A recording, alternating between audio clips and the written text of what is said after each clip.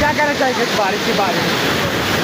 बारिश आज हुई है ना, इससे काफ़ी नुकसान हुआ है। अच्छा, तो पानी कितना होगा? पानी चल रहा है ना उसको, क्या कहना चाहेंगे इस पानी के बारे में? आप पानी पहले इधर से आया, ऊपर ऊपर भी पानी था इधर से। अच्छा आप देख सकते हैं यहाँ हो यहाँ बहुत सारा पानी है।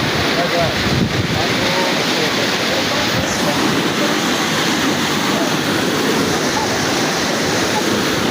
इससे काफ़ी नुकसान हुआ है। अच्छा। बहुत घरों का नुकसान इससे हुआ है।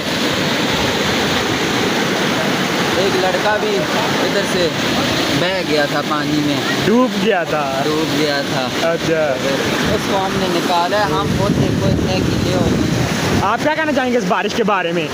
आप कुछ बताएं ना, बारिश के बारे में क्या कहना चाहेंगे? आप ना छुपाओ।